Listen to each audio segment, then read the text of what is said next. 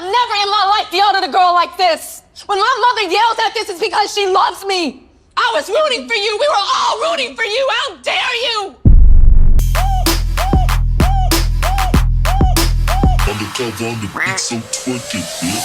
Bonjour, bonsoir tout le monde, je suis ravie de vous retrouver aujourd'hui pour une vidéo qui va être assez longue car on va parler de la top modèle slash actrice slash femme d'affaires Tyra Banks, car j'ai visionné donc le fameux documentaire qu'il y a sur Netflix sur les sales coulisses de American Next Top Model.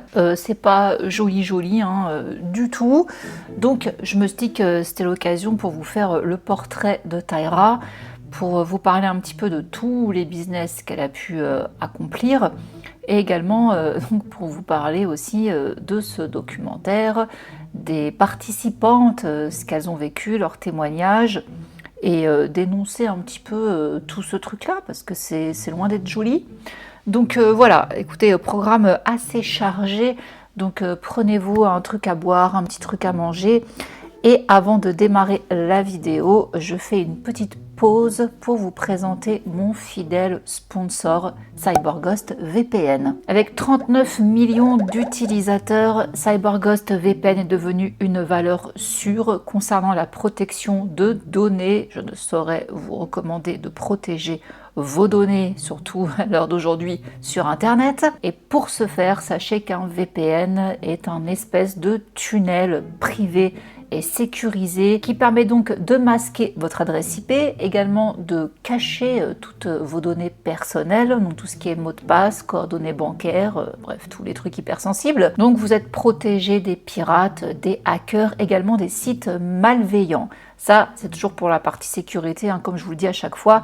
Et pour la partie un peu plus cool, sachez que vous pouvez du coup débloquer du contenu sur une quarantaine de plateformes. Donc vous pouvez avoir accès à du contenu géo-restreint grâce à CyberGhost. Pour cela, comme à chaque fois je vous montre, la manip elle est hyper simple. Vous sélectionnez déjà la plateforme, imaginons Netflix. Vous vous connectez sur le pays auquel vous souhaitez avoir accès au catalogue.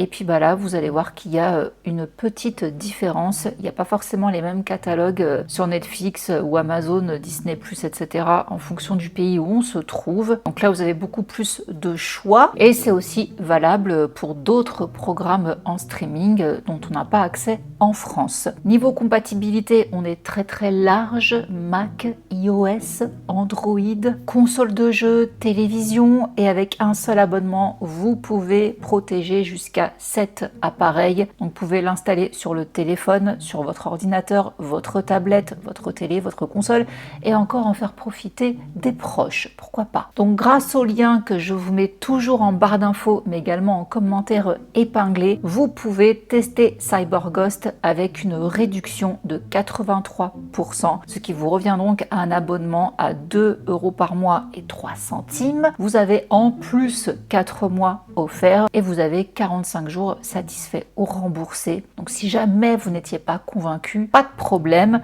Si vous avez également le moindre souci, vous avez une assistance disponible 24 heures sur 24, 7 jours sur 7 en français. Que demande le peuple? Merci encore CyberGhost de sponsoriser mon travail, et c'est donc parti avec la vie tonitruante de Tyra Banks, qui est née donc le 4 décembre 1973 à Inglewood, en Californie. Son père, Don Banks, était consultant en informatique et sa mère, Caroline, photographe médicale. Ils ont divorcé lorsqu'elle avait 6 ans, mais elle affirme qu'elle était trop jeune pour que ce divorce l'affecte négativement. Donc elle déclare: pour moi, tout allait bien. Je passais la semaine chez ma mère et le week-end chez mon père. J'ai eu 2 fêtes d'anniversaire, 2 Noël, 2 fois plus de cadeaux, 2 fois plus d'amour. Donc Tyra raconte avoir développé très jeune une passion pour la nourriture, pas toujours saine, en dévorant du poulet frit, des patates douces confites ainsi que des côtelettes de porc lors de réunions de famille. Et elle déclare: on m'a appris à apprécier la nourriture, pas à la craindre. Et elle a adopté donc des habitudes plus saines et a commencé à faire du sport avec le groupe de sa mère à l'âge de 6 ans. Concernant ses études, elle avoue avoir été un peu peste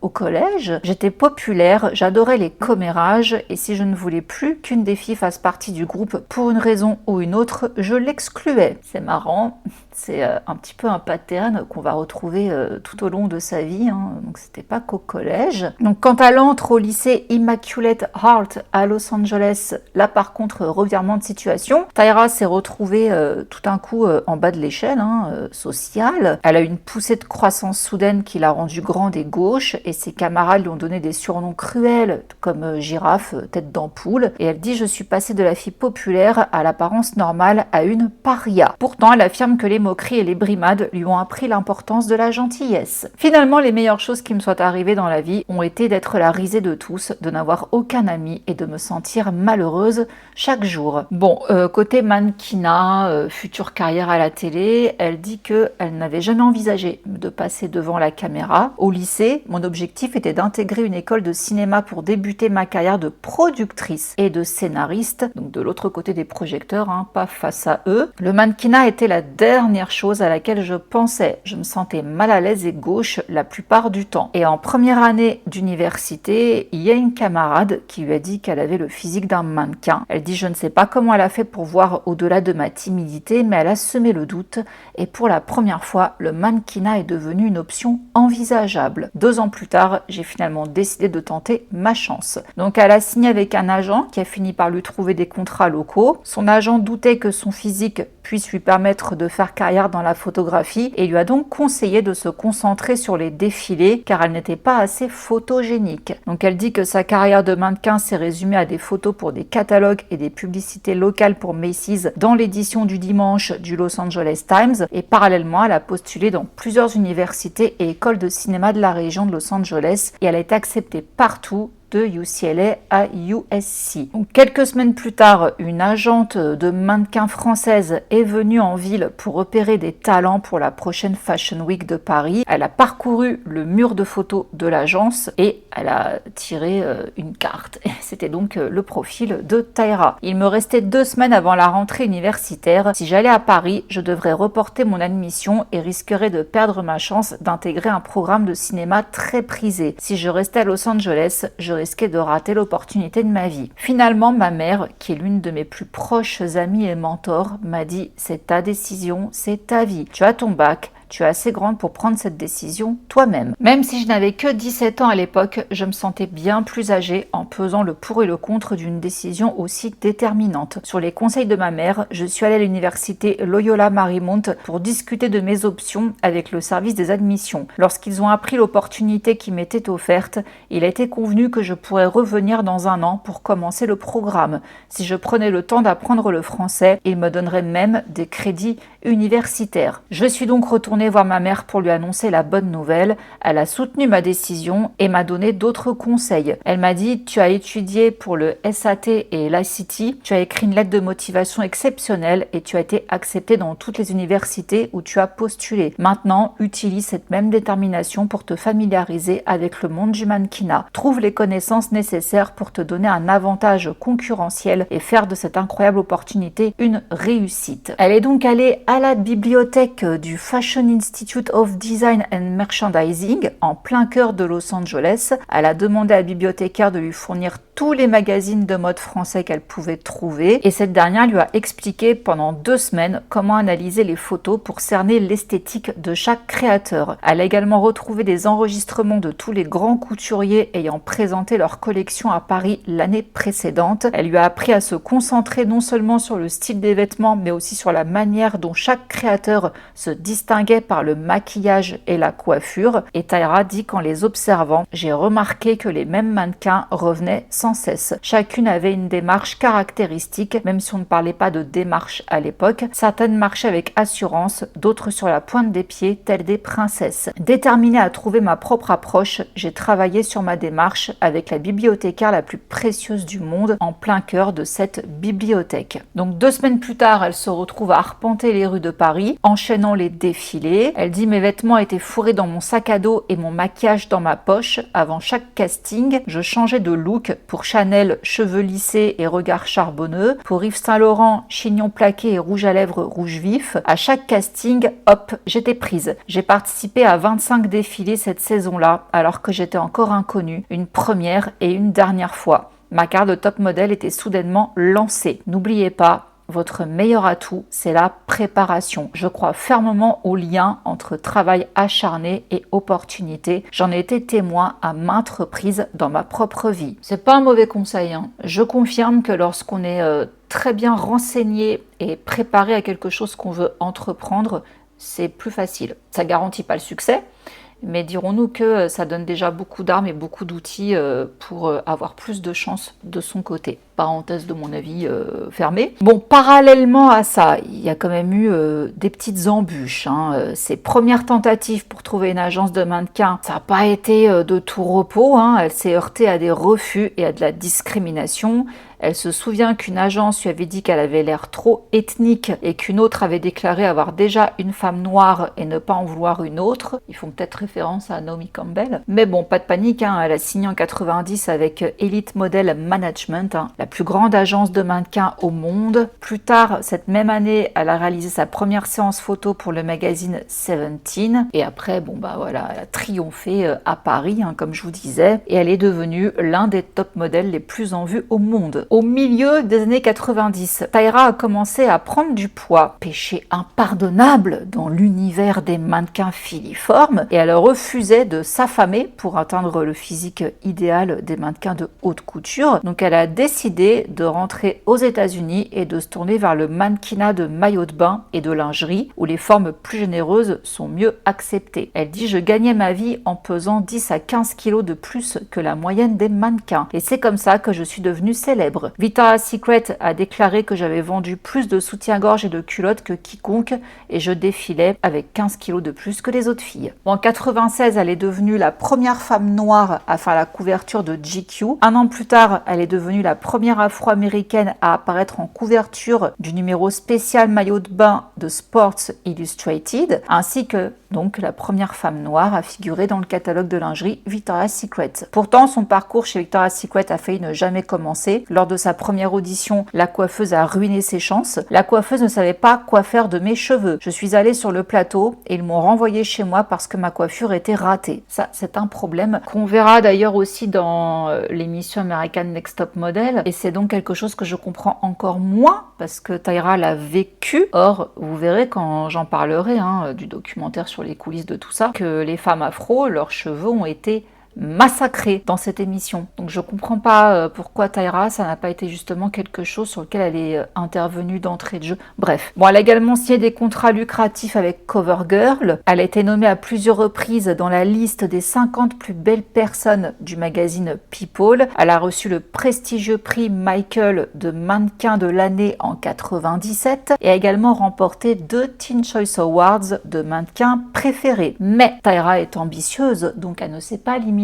uniquement à sa carrière de mannequin, elle voulait également jouer la comédie. Donc elle a entamé une carrière d'actrice dans les années 90, quasiment, en fait 2 ans après qu'elle ait commencé mannequinat, elle a commencé à toucher à la comédie. Donc elle a fait ses débuts en 93 dans 7 épisodes du Prince de Bel-Air. Elle a tenu un rôle important dans le drame Higher Learning en 95. Elle a aussi joué dans diverses séries télé et films, mais sa carrière d'actrice a atteint son apogée au début des années 2000 avec 3 rôles marquants: Life Size, où elle incarnait une poupée prenant vie aux côtés de Lindsay Lohan, également dans Coyote Ugly, Les Millennials, je pense que vous vous souvenez très bien de ce film qui a été une furie quand il est sorti, et également avec le film Love and Basketball. Elle est également apparue dans plusieurs clips musicaux, Too Funky de George Michael et surtout Black or White de Michael Jackson. Bien après, on a pu la voir aussi dans Gossip Girl, Glee et Insecure, ainsi qu'un caméo dans Hannah Montana, le film. Maintenant, on va donc parler d'un autre pan de sa carrière, la télé-réalité et le talk show. Alors, nous sommes en 2003 quand Tyra se lance dans la télé-réalité en créant, produisant et animant l'émission America's Next Top Models sur la chaîne UPN. Après, ça a basculé sur la CW. Après, ça a basculé encore sur je sais plus quelle chaîne, mais maintenant c'est sur Hulu. Ce programme, qui met en compétition des mannequins en herbe pour remporter le titre de top modèle des États-Unis, a été l'émission la plus regardée d'UPN pendant ses 6 premières saisons. Donc, elle a profité de l'occasion pour trouver des mannequins qui ne correspondaient pas forcément au canon de beauté habituel. Je la cite: être noire et avoir des formes m'a permis de comprendre les personnes qui ne correspondaient pas au canon de beauté. Qu'il s'agisse de la jeune fille à la peau d'albâtre, aux cheveux roux et crépus et au visage constellé de taches de rousseur, ou de celle à la peau d'ébène, aux cheveux courts et aux traits qu'elle jugeait inesthétiques. Je me suis servi d'elle pour dire à des millions de filles à travers le monde qui leur ressemblaient qu'elles étaient belles. Quand on lit ça, en sachant ce qui s'est passé dans cette émission, c'est incohérent en fait. C'est du coup incohérent. On en reparlera plus tard. America's Next Top Model a connu un succès immédiat et reste encore aujourd'hui une référence dans la culture populaire, notamment grâce à des moments comme la fameuse réplique de Tyra: « On était tous derrière toi ». Si certains fans ont pointé du doigt des aspects plus problématiques de l'émission auxquels Tyra Banks a répondu, le programme a néanmoins contribué à promouvoir la diversité dans le monde du mannequinat, conformément à ses souhaits. En 2006, America's Next Top Model a été choisi comme programme phare de la nouvelle chaîne CW. Forte de plus de 20 saisons, l'émission a continué de rassembler un public immense. Et cette émission, tellement qu'elle a cartonné, elle a été du coup reprise dans quasiment tous les pays du monde, étant donné que déjà, elle a été diffusée dans je sais pas combien de pays. Du coup, il y a eu des variantes, dont une, il me semble, en Allemagne avec Heidi Klum, si je dis pas de bêtises, mais il y a eu du coup, je sais pas combien de pays qui ont repris ce concept, pour le meilleur et pour le pire, j'ai envie de dire. Donc encore une fois, la partie America's Next Top Model, j'en parlerai en fin de vidéo. Je poursuis sa route, car après elle s'est donc attaquée au talk show. En 2005, elle lance son propre talk show, l'émission de Tyra Banks Show, qui avait un format similaire à la plupart des talk shows de jour, et elle s'adressait donc au public et interviewait des célébrités, mais elle faisait aussi des choses bizarres à la télévision, comme apprendre à son public à rôter et faire semblant d'avoir la rage. Moment plus marquant de l'émission, c'est en février 2007, peu après la publication de plusieurs photos peu flatteuses d'elle en maillot de bain dans la presse à scandale. Tyra Banks est alors montée sur scène vêtue du même maillot de bain et a lancé aux critiques « Allez vous faire voir ». Elle a souligné que l'image corporelle est un problème pour de nombreuses femmes à travers le monde, et elle dit « Si je n'avais pas confiance en moi, je me laisserais probablement mourir de faim ». Bon, elle a remporté un Daytime Emmy Award pour son travail sur l'émission en 2008, un exploit qu'elle a réitéré l'année suivante, et c'est d'ailleurs dans cette émission qu'elle a confronté Naomi Campbell. Je vous ai parlé dans la vidéo que j'ai faite sur Naomi Campbell, si j'y pense, je vous mets le petit i là ou là. C'était connu que malheureusement, la presse les avait en quelque sorte mises en rivalité parce que c'était les deux mannequins noirs les plus célèbres,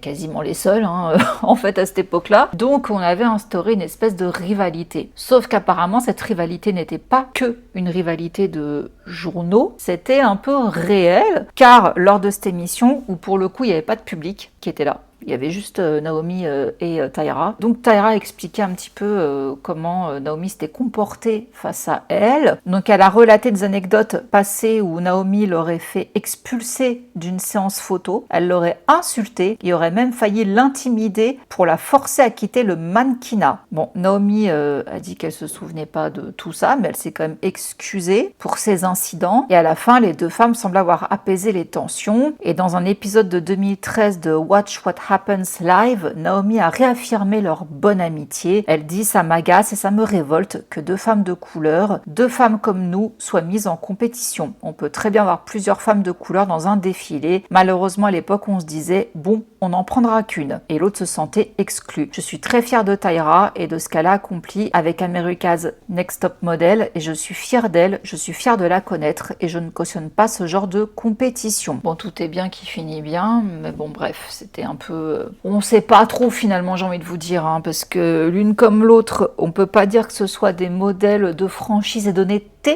Quand Naomi dit « je me souviens pas », est-ce que c'est vrai? Est-ce que vraiment elle lui a fait ça? Est-ce que Tyra a un peu, rajouté des choses? Je sais pas trop, parce qu'encore une fois, comme je vous dis, hein, toutes les deux sont problématiques, c'est dommage. Et d'ailleurs, justement, il y a eu des retours sur cette émission. Lors de son premier talk show, Tyra aurait été perçue par son équipe et ses invités comme avare et impitoyable. Une année, elle leur a offert des cheeseburgers McDonald's à ses collaborateurs en guise de prime de fin d'année lors de leur fête de Noël. Elle aurait également annoncé l'annulation de l'émission aux médias avant même d'en informer son équipe, dont beaucoup avaient déménagé à l'autre bout du pays lorsque la production a été transférée de Los Angeles à New York. Et depuis des années, à ce moment-là, la presse à scandale et les sites People font état de mauvais traitements infligés aux invités de son émission. Bon, toujours est-il qu'en 2010, après 5 ans d'antenne, Tyra Banks tire sa révérence à son talk show et elle explique au magazine People qu'elle avait décidé d'arrêter pour se concentrer sur la promotion d'une image positive des femmes au cinéma. Bon, elle n'en a pas fini avec la télé, hein. En 2015, septembre, Tyra lance un nouveau talk show intitulé Fab Life,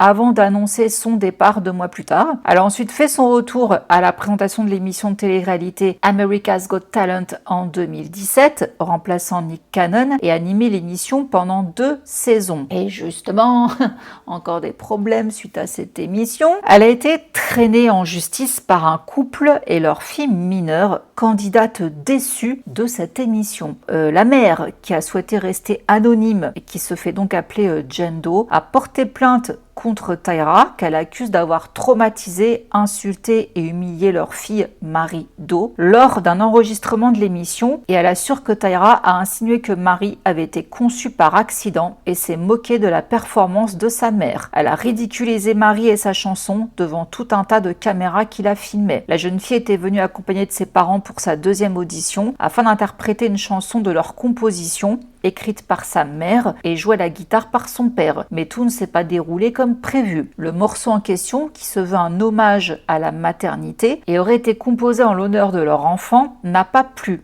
à Tyra, qui a alors ridiculisé la famille avant de secouer la petite par les épaules en lui ramenant les cheveux en arrière, ce qui l'aurait effrayée et stressée. En outre, les producteurs du show auraient tenté de mettre en scène sa réaction afin qu'elle fasse mine d'être gênée par la prestation de ses parents, et il est aussi question d'un contrat qu'ils auraient tenté de faire signer en douce à la jeune fille avant qu'on leur signifie clairement qu'ils n'étaient pas qualifiés pour la suite du programme. Elle est complètement déprimée et très angoissée à cause de ce traitement abusif. Elle ne peut même plus écouter notre chanson. C'est plainte la mère qui réclame dommages et intérêts pour le choc émotionnel ainsi que l'agression verbale et physique que Tyra leur a volontairement infligée. La société de production a décidé de ne pas inclure la scène incriminée au montage et a pris la défense de Tyra, louant son instinct maternel et son énergie positive. Bon, et à côté de tout ça, je ne l'ai pas stipulé, j'ai oublié, Tyra Banks a aussi créé sa propre boîte de production qui s'appelait au début Bankable Productions et qui a par la suite changé plusieurs fois de nom jusqu'à s'appeler Smiles,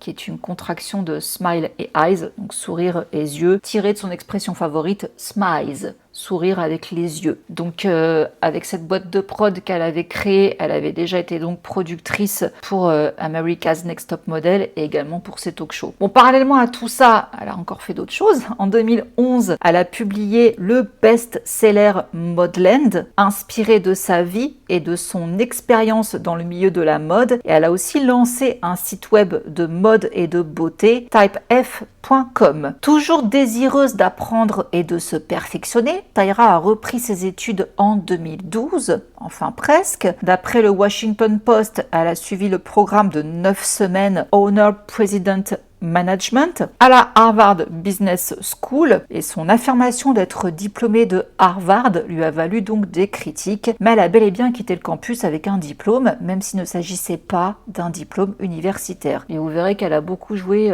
justement là-dessus, alors que c'était malhonnête. Bref. Donc en 2016, Stanford lui a proposé d'enseigner dans son programme MBA et comme si elle n'était pas déjà assez occupée, en 2015, elle lance sa propre ligne de cosmétiques Tyra Beauty et en 2016, elle y ajoute des soins pour la peau. Et ça a fait beaucoup parler parce que c'était, si vous voulez, un système de marketing pyramidal. Cette nouvelle entreprise de vente directe proposait des produits de maquillage comme des sticks contouring ainsi que des eyeliners faciles à appliquer, qui offraient également à ses clientes un produit qu'elles ne trouveront jamais chez Sephora, la possibilité de gérer leur propre entreprise. Et donc le modèle, c'était calqué sur le modèle de Mary Kay, pour ceux qui connaissent pas, c'est pas grave, je vais vous expliquer ce que c'est. En fait, Tyra Beauty permettait aux femmes de devenir en gros des beauty tainers, donc à savoir que c'est elles en fait qui achètent les produits de beauté de la marque et elles les revendent ensuite à leurs propres clients. C'est le même système, hein, si vous voulez, que les ventes de Tupperware ou de jouets pour adultes. Voilà, vous achetez une valise. En gros, c'est un peu ça, un kit de départ à un certain montant et après, vous devez tout vendre. Voilà. Donc, elle a présenté cette opportunité comme un véritable hymne à l'émancipation féminine. Donc, je cite, « Mon objectif est de vous aider à devenir la PDG de votre vie. Vous pouvez créer votre propre entreprise en vendant les produits Tyra Beauty. Je fédère une communauté d'entrepreneuses appelées Beauty Tainers qui vendront les produits en organisant des réunions dynamiques à domicile et en ligne. » Et pour cela, Tyra a vanté ses réussites professionnelles. Oui, là-dessus, d'accord, elle peut. Et une fois de plus, elle a par contre déformé la réalité concernant son cursus à Harvard. Donc, les jeunes femmes étaient la principale cible de ce nouveau business parce qu'elles sont plus naïves en matière de marketing multiniveau. Voilà, c'est ça que je cherchais. Je vous disais système pyramidal, mais on appelle ça aussi un système multiniveau. Le MLM, comme on dit en anglais. Ces beauty tainers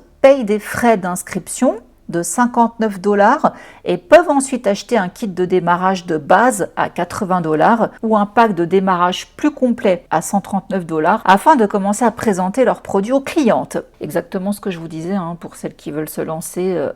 Je sais même plus si ça marche encore. Je me souviens parce que j'avais même pensé à le faire à une époque quand j'étais en dèche. Et c'était il y a longtemps, c'était il y a... très longtemps. Donc une grande partie des bénéfices de Tyra Beauty provient probablement donc de ces beauty tainers plutôt que des consommateurs. Donc malgré les preuves de pratiques commerciales douteuses et d'exploitation de ses employés, de jeunes femmes vulnérables continuaient d'affluer vers Tyra Banks, attirées par sa promesse de gloire rapide et son image de femme forte et déterminée. Donc voilà un petit peu pour le souci qu'il y avait avec cette fameuse marque de produits de beauté. Bref, 2019, 9 ans après la publication de son roman semi-autobiographique pour jeunes adultes Modelland, l'univers fantastique de Tyra Banks prenait vie à taille réelle grâce à un parc d'attractions du même nom. Alors elle avait annoncé un projet grandiose à ce moment-là. Elle avait confié à un journal que le complexe s'étendra sur 1950 mètres carrés et que n'importe qui pourra y entrer et se prendre pour un mannequin. Elle a choisi Santa Monica où elle investira une partie du centre commercial à ciel ouvert Santa Monica Place. Donc elle s'est inspirée de Disneyland, qu'elle fréquentait assidûment enfant. Elle explique qu'elle travaille en réalité sans relâche et avec une détermination sans faille depuis 10 ans pour concrétiser ce projet. Finalement, il y a eu la pandémie en 2020, donc le projet a été repoussé, enfin du moins l'ouverture, et ça a été beaucoup plus réduit. Ça n'était pas du tout un parc d'attractions comme on aurait pu penser, genre Disneyland, non. Mais par la même occasion, elle a pu faire déguster ces nouvelles glaces Smiles, on va en reparler. Côté vie personnelle, elle a commencé à fréquenter le photographe norvégien Erik Asla en 2013 et en 2016, ils ont accueilli un fils, York Banks Asla, né d'une mère porteuse. Effectivement, Tyra Banks désirait un enfant depuis longtemps, mais les exigences de sa carrière et son infertilité l'ont empêchée de tomber enceinte. Mais en 2017, peu après la naissance de leur fils, elle et son conjoint se sont séparés. Ça s'est fait à l'amiable et ils ont continué à collaborer professionnellement peu après. Ensuite, elle a publié ses mémoires Perfect is Boring. En 2017, elle a fait son retour à la présentation en tant que présentatrice de Dancing with the Stars, qu'elle a ensuite co-animé avec son partenaire du Prince de Bel-Air, Afonso Ribeiro. Et elle a ensuite marqué l'histoire en renouant avec le mannequinat pour la couverture du numéro spécial maillot de bain de Sports Illustrated en 2019. Et elle a continué de poser occasionnellement. Et en 2022, elle a rejoint 3 autres top modèles, Heidi Klum, Alessandra Ambrosio et Candice Swanepoel, désolée si j'ai massacré son nom, pour une campagne Skims avec Kim Kardashian. Donc quand même, on peut dire que tous les projets de Tyra ont été couronnés de succès. Elle est aujourd'hui l'un des mannequins les plus riches du monde. Selon Celebrity Net Worth, sa fortune est estimée à 90 millions de dollars et ses investissements continuent de générer des profits. Et elle est également très généreuse, et ce depuis le début de sa carrière. Elle déclare souvent « Je me sens coupable parce que je gagne beaucoup d'argent. J'éprouve beaucoup de culpabilité à ce sujet. Alors j'essaie de faire des dons à des associations caritatives. » Parmi elles, on peut retrouver la fondation T-Zone qu'elle a créée et qui soutient les femmes de tous âges, en particulier celles issues de milieux socio-économiques défavorisés. Et maintenant, elle vit donc en Australie. Elle dit que c'est un rêve devenu réalité. Elle dit « J'ai une entreprise de crème glacée Smiles and Dream. » Ça, elle l'avait donc lancé en 2021, je vous en parlais tout à l'heure. Elle trouve que le lait est meilleur en Australie qu'aux États-Unis, ce qui est, je pense, pas faux, parce que le lait des States, il n'est pas du tout terrible, de vous à moi. Donc après avoir constaté que son entreprise prospérait en Australie, Tyra et son partenaire Louis Bélanger-Martin ont décidé de quitter Los Angeles et de s'installer définitivement en Australie, avec son fils, naturellement, York. En gros, quand elle s'est retrouvée seule avec sa mère et son frère, ils ont dû déménager. Du coup, il n'y avait qu'une chambre pour elle et son frère. Sa mère dormait dans le salon. Et petit à petit, sa mère, elle a réussi à leur offrir un appartement de plus en plus grand. Et à chaque fois qu'elle annonçait des bonnes nouvelles, c'était lors d'une sortie entre mère et fille de crème glacée Häagen-Dazs. Dans leur voiture, elle dégustait leur glace et elle se racontait un petit peu tout. Elle riait, elle pleurait. Voilà. Donc les glaces sont un bon souvenir avec sa mère. Elle adore les glaces, sa mère aussi. Donc voilà, elle a créé cette entreprise de glace. C'est bien beau, sauf qu'en 2025, donc là, l'année dernière, elle a été poursuivie en justice par son propriétaire pour 2,8 millions de dollars suite à la rupture de son bail commercial pour une boutique de glace. Alors c'est monsieur Christopher Powell qui affirme avoir signé un bail commercial de 10 ans avec Tyra pour l'ouverture de sa boutique de glace, mais que cette dernière a abandonné les lieux quelques mois plus tard. Du coup, il la poursuit, elle et son entreprise de glace Smiles and Dream, pour rupture de contrat et réclame donc presque 3 millions de dollars de dommages et intérêts. Donc ce qui devait être à la base à Washington, finalement, donc, comme je vous disais, ça s'est passé en Australie, sauf qu'elle a laissé ce gars dans la mouise, et c'est donc encore une affaire en cours. Alors, avant qu'on attaque maintenant sur le fameux documentaire Netflix, je voulais quand même donner un petit peu mon avis sur le parcours de Tyra. Si on met de côté toute la morale, voilà, c'est, je trouve, une femme très inspirante. Enfin, en tout cas, moi, quand je vois son parcours, je suis scotchée, car c'est typiquement, si vous voulez, le genre de parcours qui me fascine. J'adore voir des femmes entrepreneuses. J'adore lire justement des success stories de personnes qui font plusieurs choses à la fois, qui ont plusieurs casquettes. Même si on dit qu'on ne peut pas tout faire, je pense qu'on peut tout faire. Dès lors où on est bien entouré, qu'on est à chaque fois très investi dans un projet, si à chaque fois on se donne les moyens pour donner naissance à un projet, si, je pense qu'on peut tout faire. Quand on ne sait pas faire, on s'entoure du coup des personnes qui ont le savoir-faire. Voilà. Quand on a de l'argent, c'est plus facile. Donc j'adore, si vous voulez, ce profil d'entrepreneuse. Donc même le business de glace, ça me fait rêver perso.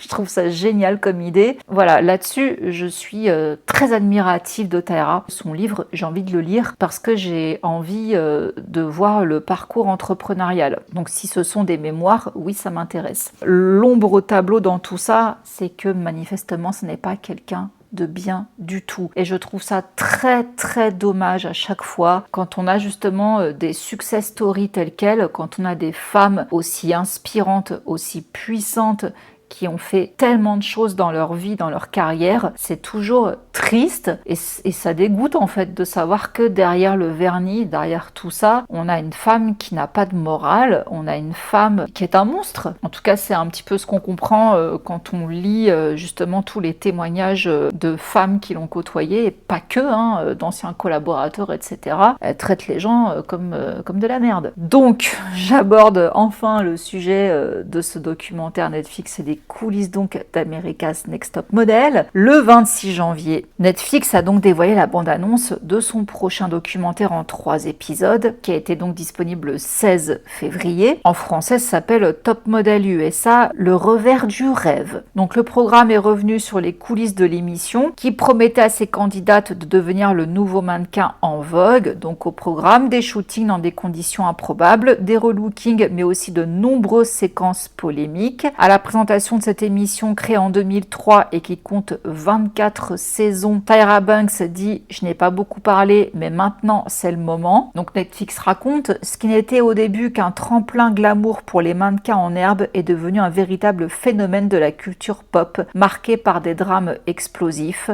des crises de nerfs publics et des polémiques qui alimentent encore aujourd'hui les réseaux sociaux. Malheureusement, maintenant, l'émission est célèbre pour ses nombreux dérapages, body shaming, racisme, humiliation des différentes candidates. Et pourquoi on n'en parle que maintenant? Parce que justement, pendant la pandémie, les gens étaient donc confinés chez eux et ils ont du coup découvert ou redécouvert cette émission. Donc non seulement il y avait ceux de mon époque à moi, donc qui l'avaient vu enfin pas moi pour le coup, j'ai pas regardé, je déteste la télé-réalité, mais tous en tout cas à l'époque qui l'avaient vu, bah là du coup ils ont pu les revoir, donc comme je vous dis c'est disponible sur Hulu, et avec un œil adulte pour le coup. Et la nouvelle génération également a pu découvrir, et avec un regard de 2020, ce qui se passait en 2003, 2005, 2010 et des poussières, forcément ça ne passe pas. Déjà à l'époque, ça n'aurait jamais dû passer. Donc, ça a commencé dès 2020. Le raz-de-marée, si vous voulez, de critiques envers cette émission et envers Tyra Banks. Donc déjà en 2020, Tyra avait présenté publiquement ses excuses pour ses remarques déplacées à l'égard de candidates transgenres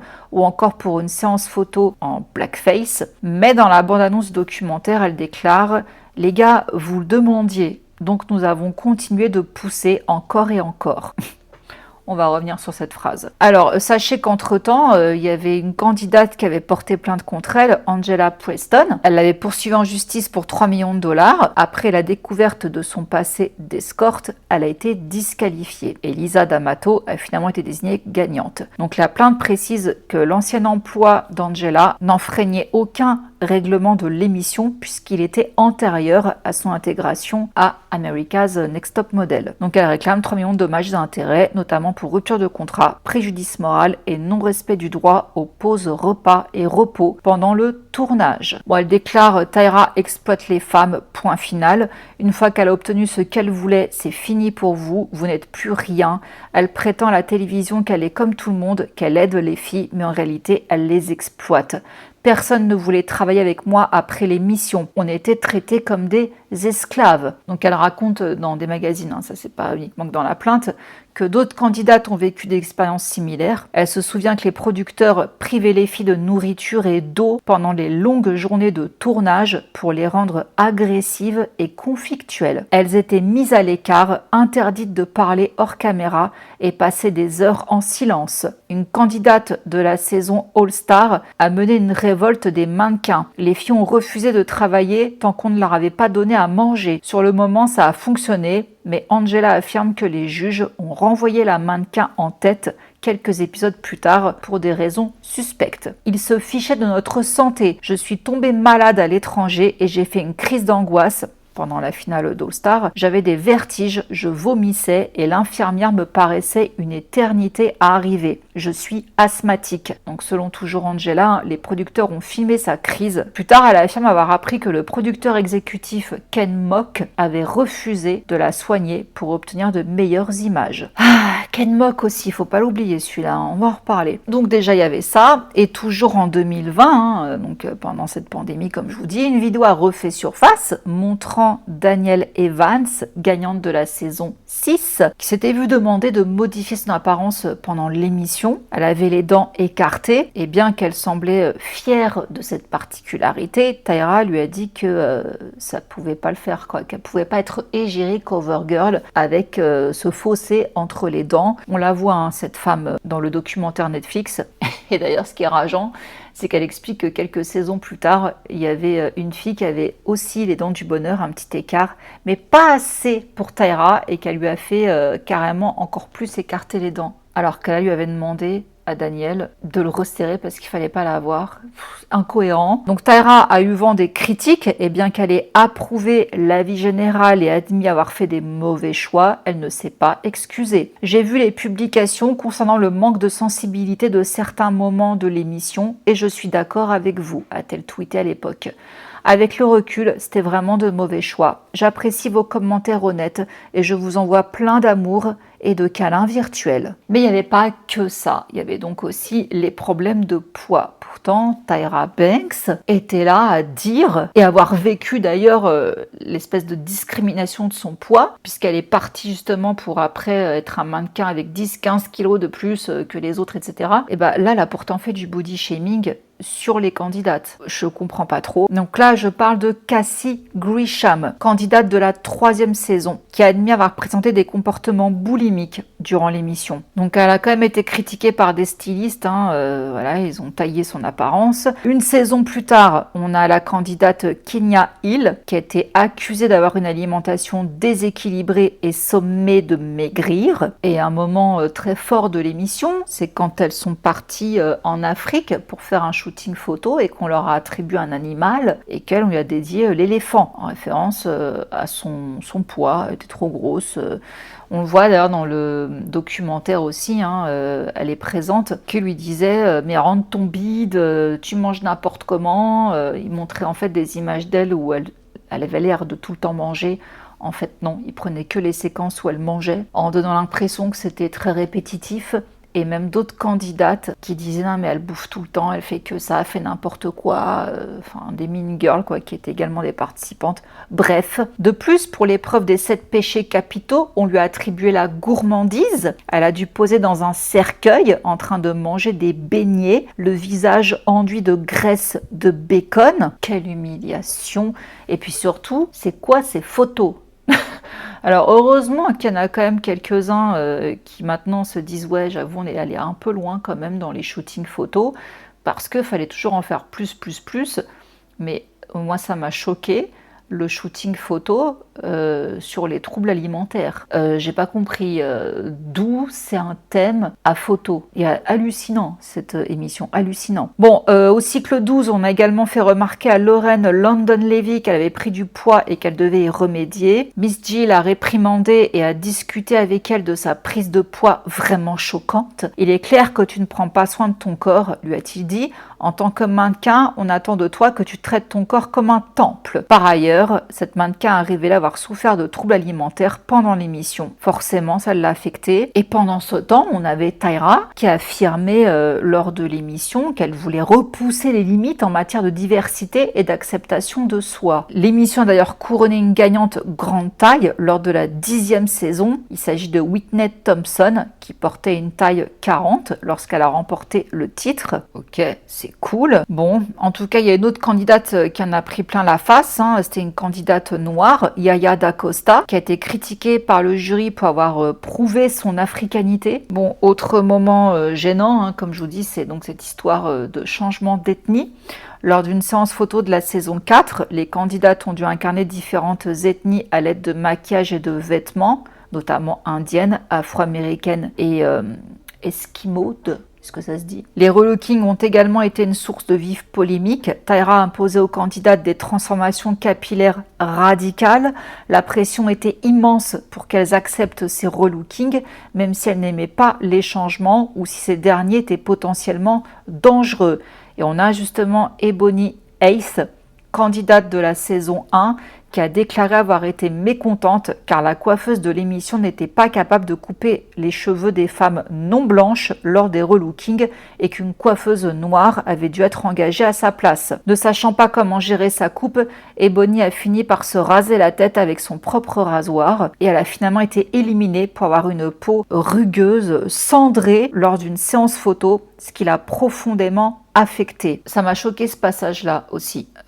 J'ai pas compris. Autre témoignage d'une candidate, il s'agit de Eugenia, qui a confié à Insider l'émission a laissé derrière elle de nombreuses jeunes filles profondément blessées qui ont dû surmonter de sérieux problèmes d'estime de soi. En discutant avec beaucoup de candidates, j'ai réalisé qu'il nous avait fallu des années pour nous remettre de ce que nous avions perdu dans cette émission. D'autres candidates ont confié qu'elles recevaient 38 $ par jour pour faire leurs courses, mais qu'elles préféraient souvent garder cet argent plutôt que de l'utiliser pour se nourrir, car il s'agissait parfois de leur unique rémunération pour leur participation à l'émission. Les mannequins ont indiqué qu'elles tournaient généralement 20 heures d'affilée. Anne Markley, candidate de la 3e saison, a même affirmé qu'une séance de délibération avait duré jusqu'à 3 heures du matin. Cette nuit-là, les femmes n'ont dormi que 2 heures avant que le tournage ne reprenne à 5 heures du matin. Il a également été rapporté que les évanouissements et les vertiges étaient fréquents chez les femmes lors des délibérations du jury. Et une autre candidate, Lisa, a confié que l'émission avait nui à sa santé mentale, la traumatisant et la faisant souffrir de crises de panique régulières. Encore une autre, Sharon Brown, a déclaré avoir développé une dépression après qu'elle ait participé à la saison 11. Caridi English, saison 7, est entrée en cure de désintoxication des années après sa victoire. Elle dit « J'adore ce que j'ai accompli depuis ma victoire, mais mentalement, c'est un enfer. » Et toutes les filles qui ont participé à ce show peuvent en témoigner. Bon, et des témoignages comme ça, il y en a plein, il y en a plein, il y en a tellement plein d'autres. Alors la Janice là qui disait dans une interview oui mais en fait c'est Tyra qui était aux commandes, je jouais un rôle. Bon, allez vas-y tais-toi. Donc si on résume, on peut voir encouragement aux troubles alimentaires fréquents, faiblesse psychologique et histoire personnelle exposée sans ménagement, agression S ou harcèlement minimisé par la production. Oui, là on parle de Shandy qui s'est retrouvée complètement bourrée un jour. Elle n'avait rien mangé de la journée. Elle avait bu 2 bouteilles de vin. Et ce jour-là, les filles avaient été trimballées toute la journée par un type qui les avait déposées à plusieurs agences pour qu'elles postulent.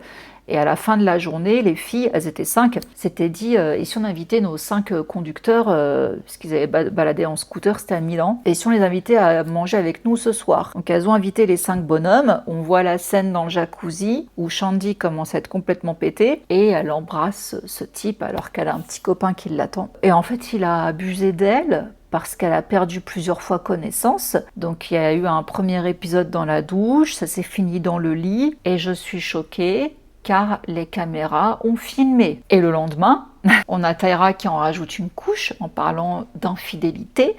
Et quand Shandy se confie à elle, elle lui dit « Ah, bah, il faut que tu le préviennes et tout ». Bon, déjà, à la base, cette Shandy voulait prévenir son copain parce qu'elle voulait un téléphone, il voulait pas lui filer de téléphone. Donc, elle a dit « Bah, je pars ». « Non, ne pars pas, bah, c'est bon, on te donne un téléphone ». Mais ils ont filmé la rupture, enfin, le règlement de compte au téléphone, où son copain la traite de S-A-L-O-P-E. Elle est en larmes par terre, elle est effondrée, c'est dégueulasse. Et là-dessus, on a Tyra qui dit « Mais moi, j'étais pas au courant, je savais pas que c'était allé jusque-là ». Et on a donc ce fameux Ken Mock, donc comme je vous disais, qui est le créateur de cette émission avec Tyra, mais pas que, parce qu'il y en a un aussi qu'on n'a pas vu dans l'émission. Pourquoi ? Il s'agit de Kenya Barris. C'est aussi le développeur du show. On le voit jamais dans le documentaire. Serait-il intouchable ?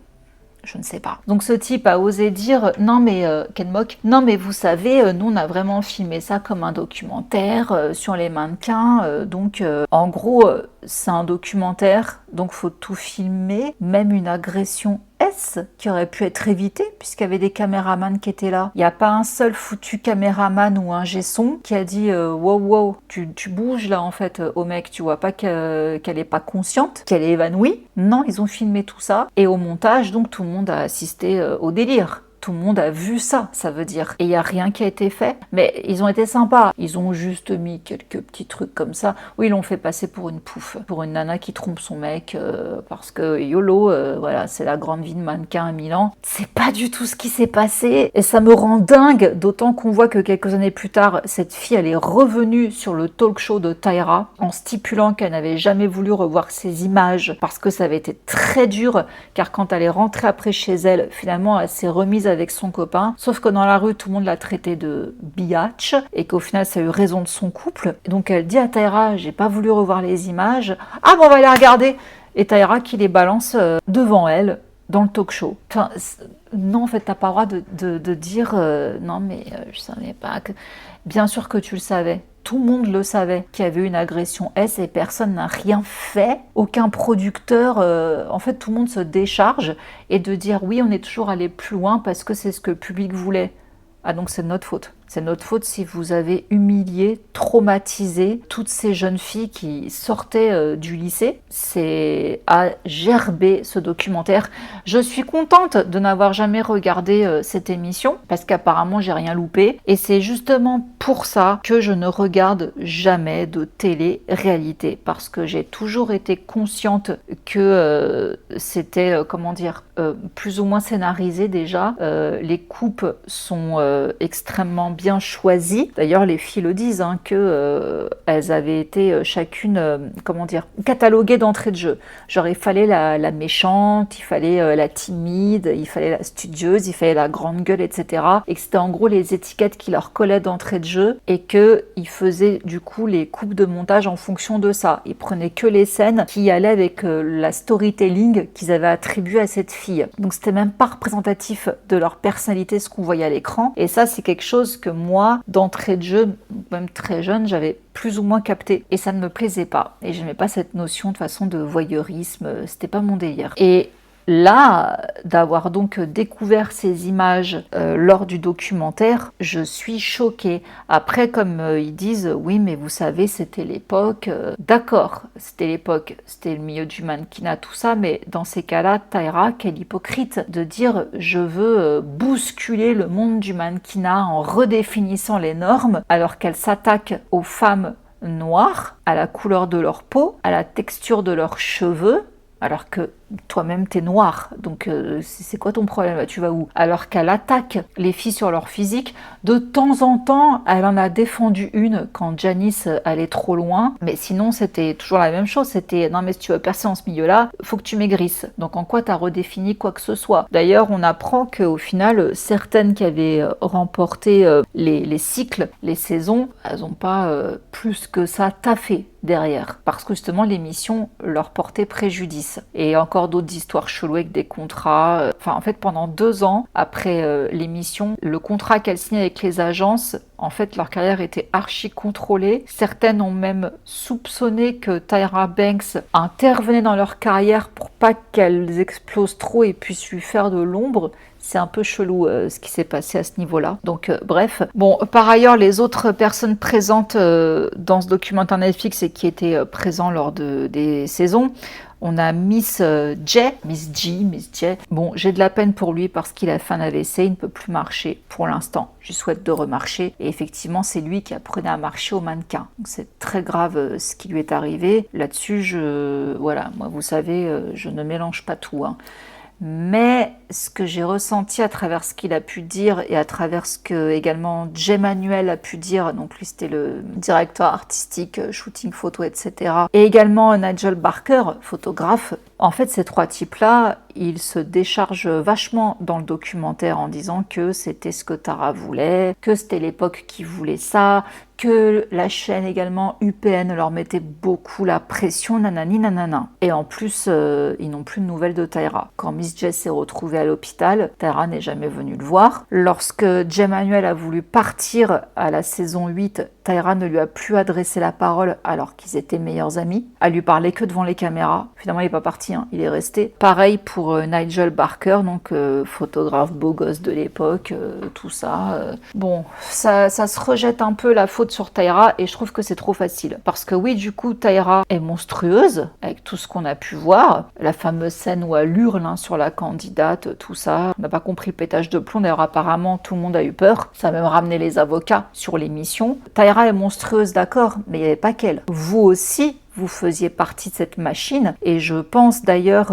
à toi, Jay Manuel, quand une candidate jugée trop grosse, hein, donc t'as dit lors d'un shooting photo, le type là à côté de moi qui pose, il arrête pas de me tripoter, tu l'as regardé comme si c'était une merde et tu lui as dit c'est pour ça que tu nous arrêtes, alors que le mec il l'a harcelé toute la journée, le mannequin qui posait avec elle, et elle en a pleuré et elle a continué le shooting et ça s'est retourné contre elle, la pauvre, elle en a pris plein la tronche elle. Pareil Nigel aussi, les remarques qu'il fait dans le documentaire, je vois pas vraiment de mea culpa dans tout ça. Aucun. Ken Mock, alors lui, de toute façon, quand on voit son CV, on a compris, hein. En fait, vous êtes tous responsables. Pour moi, Tyra, c'est un gros problème parce que c'était son bébé, c'était elle qui était l'hôtesse de tout ça, c'était elle que les filles admiraient, donc forcément, c'était sa parole à elle qui a eu le plus d'impact, mais ils ont tous été à vomir, y compris, comme je vous dis, donc les producteurs, Ken Mock et